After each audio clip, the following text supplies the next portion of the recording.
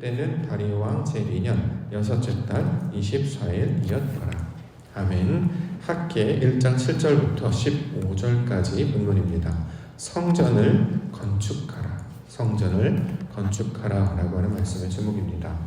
하나님께서 학계라고 하는 선지자에게 주신 말씀을 우리 2월 처음으로 맞이하는 월상예배 말씀으로 받고자 합니다. 1절 말씀에 보면 다리오 왕 제2년 여섯째 달 곧 그 달 초하루에 여호와의 말씀이 선지자 학계로 말미암았다 이렇게 시작하고 있습니다.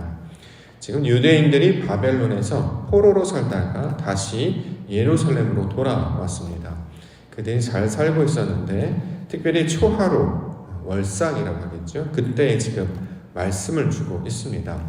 초하루 월삭이라는 말이 의미가 있는 것은 그것이 새롭다라는 뜻을 가지고 있기 때문입니다.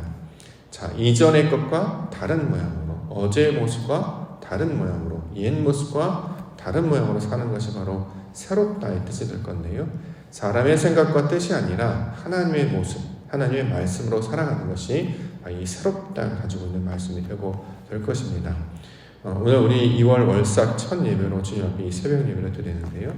포로에서 돌아와서 하나님께서 주셨던 이 말씀을 이 유대인들이 받았던 것처럼 우리가 이제 일상 가운데 살다가 다시 하나님의 말씀으로 돌아오는 이 첫날을 이 초하루의 월삭으로 주신 말씀으로 함께 받으며 새롭게 2월을 맞이하는 우리 성도와 교회가 되기를 원합니다. 오늘 주시는 말씀의 주제는 무엇인가? 성전을 건축하라 했습니다. 이 말씀을 함께 받기를 원합니다. 8절에 나와 있습니다. 8절 말씀, 너희는 산에 올라가서 나무를 가져다가 성전을 건축하라. 그리하면 내가 그것으로 말미암아 기뻐하고 또 영광을 얻으리라. 여호와가 말하였느니라. 자, 성전을 건축하라. 이것이 초하루 월삭의 학계라고 하는 선지자를 통해 주신 여호와의 말씀이었습니다. 성전을 건축하라는 거죠. 성전. 솔로몬 시대 때 처음 건축된 것이 바로 성전이었습니다. 이 성전이라고 하는 것은 솔로몬 시대의 그 영광을 나타내는 것이기 때문에 그들이 가지고 있는 힘, 그들이 가지고 있던 부귀, 또 여러 가지 역량과 안전을 나타내는 귀한 자산이며 자부심으로 여겼던 것이죠. 그런데 그것이 무너져 버렸습니다. 자, 성전이 그 건물로만 무너지는 것이 아니라 단순히 영적인 모습만을 의미하는 것이나 그들의 영적인 상태를 나타내는 하나의 상징이기도 합니다. 따라서 성전이 온전하면 그들의 삶도 온전해졌던 것이고 성전이 무너지면 그들의 삶도 그들의 신앙도 무너지게 되는 하나의 표지로 주신 것이 바로 성전이었습니다. 그들이 바벨론으로 끌려가게 되었던 이유가 무엇입니까? 그들의 마음의 중심, 그 성전이 무너졌기 때문이었던 것이죠. 그러므로 여기서 성전을 다시 세우라라고 하는 것은 무너졌던 마음, 자, 세상으로 빼앗겼던 마음을 온전케 하여서 하나님께 마음을 두라라는 말씀으로 우리가 이것을 받을 수 있을 것입니다. 그래서 이것을 상징적으로 눈에 보이는 모양으로 우리 가운데 보여주셨는데 실제로 다시 돌아와 가장 먼저 그들이 감당해야 되는 것은 성전을 세우는 일로부터 시작할 것을 가리키고 있습니다. 자, 이전에 솔로몬에게 지었던 성전 크기 정도는 되지는 못하겠죠. 그러나 다시 돌아와서 가장 먼저 하나님께서 주신 말씀은 성전을 건축하라라는 것입니다. 우리 가운데 이것을 적용을 해본다면 성전을 건축하라라고 하는 것은 결국 예배를 회복하고 말씀을 듣고 하나님께 마음을 두는 것, 자, 이것을 우리가 가리킬 수 있겠죠.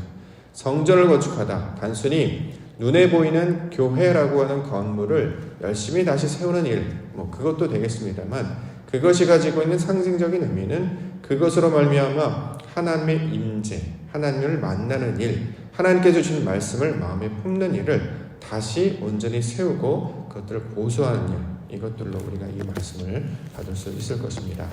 2월 한 달 처음으로 맞이하는 이 첫 새벽 시간 가운데 우리가 이 성전을 건축하라라는 마음을 우리가 함께 붙들며 나아가기를 원합니다. 믿음의 성전, 마음의 성전, 실제로 교회의 성전을 다시 세우시며 하나님의 말씀을 따라 믿음 가운데 살아가시는 우리 성도와 교회가 되기를 원합니다. 자, 그럼 성전을 세운다라는 것이 어떤 것인가? 8절 말씀 보겠습니다. 너희는 산에 올라가서 나무를 가져다가 성전을 건축하라. 그리하면 내가 그것으로 말미암아 기뻐하고 또 영광을 얻으리라. 여호와가 말하였느니라. 자, 성전을 건축한다라고 하는 것은 여호와께서 기뻐하시는 일을 한다라는 뜻으로 우리가 받을 수 있겠죠. 자, 성전을 건축한다. 예를 들어서 뭐 교회 건물을 세운다거나 뭐 하나님께서 말씀하신 무엇을 한다거나. 근데 여기서 말하는 성전을 건축하다라고 하는 말의 의미는 하나님께서 기뻐하시는 일을 감당하는 것. 자, 이것을 성전을 건축하는 일로 우리에게 주시고 있습니다. 자, 하나님께서 기뻐하시는 일을 한다는 것이 무엇일까요? 자신의 욕망대로 하지 않는다라는 거죠. 성전이라고 하는 것이 하나님이 거하시는 처소를 가리키는 말이었잖아요. 자, 그 처소는 어디입니까? 바로 우리 마음 중심을 가리키고 있습니다. 우리 마음의 중심에 가장 먼저 하나님께서 원하시는 일들을 찾고 그것 가운데 나아갑니다. 왜냐하면 하나님께서 기뻐하시기 때문이다 하는 거죠. 일상을 살아갈 때에도 하나님께서 기뻐하시는 일을 따라가는 자들을 가리켜서 하나님의 거룩한 백성이라고 이야기하는데요. 성전을 세운다라고 하는 것은 우리가 어떤 일을 할 때, 우리 어떤 일을 감당할 때 그 목적과 동기가 어디로부터 출발하는가를 우리가 살펴볼 수 있습니다. 유대인들이 바벨론으로 포로로 끌려갔던 이유는 무엇이냐면 하나님께서 기뻐하시는 일을 하지 않고 자기가 기뻐하는 일들을 찾아 나섰기 때문이었죠. 내가 원하는 것, 자신의 욕망이 따르는 것, 내가 기뻐하는 일을 따라갔다가 보니까 결국 예루살렘이 무너지고 성전이 무너지고 바벨론의 포로로 끌려갈 수밖에 없었습니다. 자, 이제는 자신이 원하는 대로, 내가 기뻐하는 대로 자신의 욕망을 따라 사는 것이 아니라 하나님께서 기뻐하신 일을 감당하며 살겠습니다 라고 하는 것이 하나님의 기뻐하신 일을 감당하는 것, 바로 성전을 건축하는 일이 될 것입니다. 2022년도도 우리에게 펼쳐지는 새로운 시간과 공간과 상황 가운데 주었는데 우리 하나님이 부르신 백성들이 감당해야 될 그 모든 일의 동기는 하나님이 기뻐하시는가, 우리 하나님께서 원하시는가, 이것이 우리의 삶의 목적이요 동기가 되어야 될 것입니다. 예배를 하는 것, 사람을 만나는 것, 일을 하는 것, 또 어떤 직장을 나가는 것, 우리가 하는 모든 일의 동기가 무엇입니까? 하나님께서 기뻐하시는 일, 이것을 우리 가장 먼저 마음 가운데 새기며 살아가는 우리 성도님과 교회가 되기를 원합니다. 자, 9절부터 11절에 보면 우선순위에 대한 이야기하고 있는데요. 너희가 많은 것을 알았으나 도리어 적었고 너희가 그것을 집으로 가져갔으나 내가 불어 버렸느니라. 나 만군의 여호와가 말하노라. 이것이 무슨 까닭이냐? 내 집은 황폐하였을 때 너희는 각각 자기의 집을 짓기 위하여 빨랐습니다. 그러므로 너희로 말미암아 하늘은 이슬을 그쳤고 땅은 산물을 그쳤으며 내가 이 땅과 산과 곡물과 새 포도주와 기름과 땅의 모든 소산과 사람과 가축과 손으로 수고하는 모든 일에 한재를 들게 하였느니라. 자, 하나님은 성전에 담을 수 없죠. 훨씬 더 크신 분이십니다. 그렇죠? 성전을 건축한다고 해서 하나님께서 그곳에 거주하거나 살 수 있는 분은 아니십니다. 그럼에도 불구하고 성전을 건축하라라고 우리에게 요청하시는 것은 자, 하나님께서 기뻐하시는 일을 동기로 삼는 것이 제일 목적이 될 것이고 그 다음으로 말하는 의미는 우선순위가 어디에 있는가를 우리로 가르쳐 주시는 것입니다. 모든 주권이 하나님께 달려져 있다라는 거죠. 자, 유대인들이 포로로 돌아온 다음에 그들에 있어서 가장 중요한 문제는 먹고 사는 문제였습니다. 그렇죠. 포로로 끌려갔다가 예루살렘으로 다시 돌아와 보니까 땅이 다 황폐해져 버렸어요. 먹을 것도 없고 살 것도 없고 구할 것도 없었습니다. 그래서 사람들은 자신이 거할 집들, 자신의 거할 집들을 열심히 세우며 종이나 또는 나무떼기나 이런 것들을 가지고 자신의 집들을 세우고 또 땅을 일구고 열심히 농사들을 지었다라는 거죠. 그런데 하나님께서는 농사를 먼저 지어 너희가 살 집을 먼저 구해라고 말하지 않고 성전을 먼저 지으라고 하시는 거예요. 왜 그러냐면 주도권이 어디 있습니까? 하나님께 있다라는 거죠. 사람의 수고로 인하여서 먹고 마시는 것이 아니라 하나님께서 그것을 허락하셨기 때문에 모든 결과가 나타난 것임을 가장 먼저 가르쳐 주셨습니다. 이전에 더욱 열심히 살고 더욱 열심히 일하면 더 잘 살 것이라고 생각했습니다. 그런데 마음은 더 불편해졌고요. 삶은 황폐해졌고 삶은 더 처참해졌습니다. 왜 그렇습니까? 그것이 하나님께로부터 온 것임을 잊어버렸기 때문이죠. 따라서 성전을 건축하라 라고 하는 것은 삶에 있어서 주도권이 누구에게 있는가, 주권이 누구에게 있는가, 우선순위를 누구에게 두어야 하는가를 가르쳐주고 있는 내용입니다. 자, 나의 손으로 그러니까 열심히 살지 말라 이것이 아니라 모든 주권과 주도권과 우선순위가 하나님께 먼저 달려있음을 가장 먼저 기억해야 한다는 거죠. 그러므로 성전을 건축하라 이렇게 말씀하고 있습니다. 예수님께서도 산상수훈을 통하여 주신 말씀 마태복음 6장 31절부터 그러므로 염려하여 이르기를 무엇을 먹을까 무엇을 마실까 무엇을 입을까 하지 말라. 이는 다 이방인들이 구하는 것이라 너희 하늘 아버지께서 이 모든 것이 너희에게 있어야 할 줄을 아시느니라. 그런즉 너희는 먼저 그의 나라와 그의 의를 구하라. 그리하면 이 모든 것을 너희에게 더하시리라. 성전을 건축한다라고 하는 것은 그의 나라와 그의 의를 구하는 모습이 되겠죠.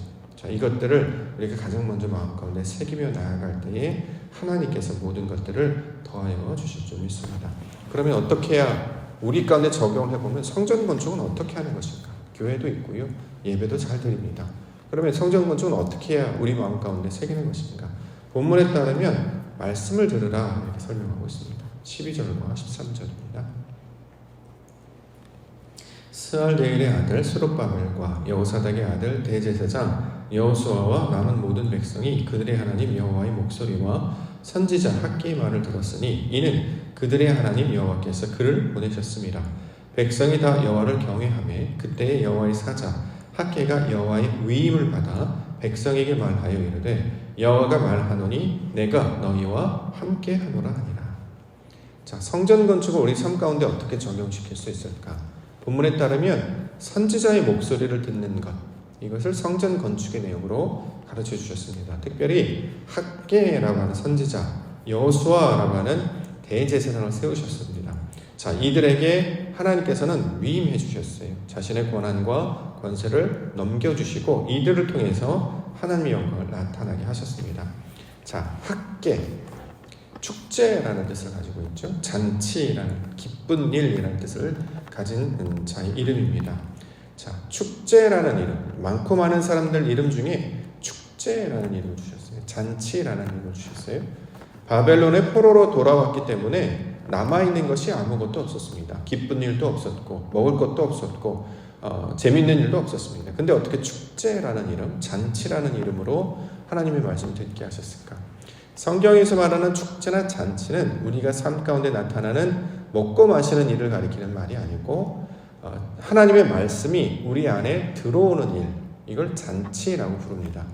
축제는 뭐냐면 우리 마음 가운데 하나님의 말씀이 들어오는 거예요.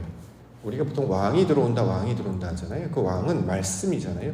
그리스도께서 우리 마음 가운데 찾아와 들어오세요. 이것을 성경에서는 축제의 개념으로 설명하고 있고 이것들의 의미를 깨달아 알게 해 주셨다는 것입니다. 자, 말씀이 우리 안에 들어와야 돼요. 어떻게 해요? 선포를 통해서, 케리그마를 통해서, 디다케를 통해서 하나님의 말씀의 선포를 통해서 그 말씀을 들려지게 된다는 거죠. 자, 예수 그리스도께서 이 땅에 오시기까지 선지자들을 세워서 말씀을 선포하게 하셨고 그들로 듣게 하셨습니다. 이것이 하나님의 뜻이다. 자, 이것을 통해서 하나님의 말씀을 듣는 연습을 하고 듣는 연습을 하고 나아가면 그분께서 예수 그리스도께서 찾아오셔서 그 말씀의 의미가 무엇인지를 깨닫게 하시고 그 깨닫게 하여 주심으로 하나님의 영광에 다다르게 하는 것이 신앙의 모습이었습니다. 그러므로 성전을 세운다라고 하는 것은 내가 뭘 열심히 한다는 것이 아니라 하나님께서 세우신 그 메신저의 음성을 듣는 것으로 우리 가운데 설명을 하고 있습니다. 우리가 무언가를 배울 때에 선생님을 통해서 배우잖아요. 학교든 학원이든 어떤 것을 통해 먼저 세워진 자를 통해서 그런 것들을 듣게 됩니다. 그래서 그 말씀을 잘 듣고 따라가게 되면 어느 정도 수준에 달하기까지 실력이 늘게 돼요. 도움을 받으셔야 됩니다.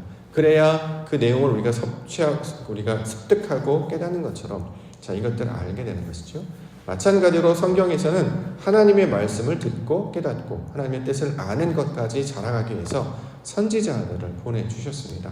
그 선지자들이 해야 될 역할은 말씀을 온전히 분별하여서 하나님의 말씀을 제대로 선포하는 일이겠죠. 제대로 선포되는 말씀을 제대로 듣기만 하면 하나님의 역사가 나타날 것이다. 이렇게 이야기하고 있습니다.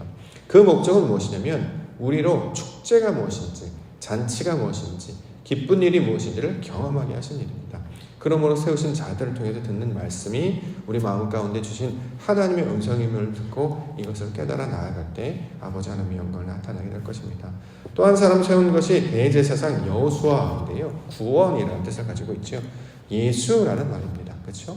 실제로 이것이 나중에 표지가 되어서 이것이 실제로 역사가 이루어져서 예수 그리스도를 통해서 나타나고 있는 것이죠. 자, 하나님을 예배하는 자, 영과 진리로 예배하라. 하나님의 말씀과 하나님께서 주시는 그 말씀에 가지고 있는 그 의미를 가지고 살 것을 가르쳐주고 있는데, 이것을 예배라고 말하고 이것을 다른 말로 성전을 세운다라는 말로 우리 가운데 가르쳐주고 있다는 거죠. 그러면 우리가 마음 가운데 해야 될 일이 있습니다. 우리가 하나님께서 교회를 세우시고 그 가운데 선포하는 자를 세우시고 또는 어떤 메신저를 세우셨다면 이것을 사람의 목소리를 듣지 아니하시고 하나님의 음성을 듣는 성도님들 되시길 원합니다. 그의 수준까지 신앙이 자라가게 될 것입니다. 그래서 우리가 날마다 기도하고 하나님께 바라는 것은 하나님의 말씀이 온전히 선포되어서 그 뜻을 알게 하여 주시옵소서. 그래서 좋은 목자를 만나는 것이 복이죠. 좋은 선생님을 만났을 때 실력이 늘어나고 또 좋은 인도자를 만났을 때 아름다운 것들을 경험하는 것처럼 좋은 목자를 만나는 것, 성도로서 가질 수 있는 큰 선물이요 축복이다라고 생각을 합니다. 그런데 이스라엘 가운데 하나님은 여러 선지자를 보내주셨어요. 마찬가지로 하나님께서 주신 말씀 붙잡고 이곳 가운데 보내신 하나님의 메신저, 선포되는 말씀이 하나님의 음성을 선포하게 하시고 그를 통해 주신 말씀을 음성으로 듣게 하여 주셔서 그 마음과 결합하여서 말씀과 동행하여서 그렇게 내 마음에도 하나님의 말씀을 차곡차곡 세워가게 하여 주시옵소서. 이렇게 우리가 기도 가운데 나아가기를 원합니다. 우선순위를 함께 두고 말씀을 듣고 또 거기에 세우신 선포자들을 통해 주신 말씀을 음성으로 듣고 나아갈 때에 하나님께서 놀라운 역사를 우리 가운데 부어주실 줄 믿습니다. 2월 한 달간 여러 가지 일들을 우리가 경험하게 될 텐데요. 날마다 주시는 수용 말씀도 좋고요. 매주마다 던져지는 하나님의 말씀도 좋고요. 이것을 살아계신 하나님의 음성을 들을 때에 아버지의 영광을 우리 가운데 나타나게 해주실 줄 믿습니다. 말씀과 동행하며 그렇게 방주를 짓고 성전을 짓고 새 예루살렘을 이제는 우리 마음 가운데 새김으로 말미암아 하나님과 동행하며 살아가시는 우리 믿음의 성도님들 되시기를 주님의 이름으로 간절히 축원합니다.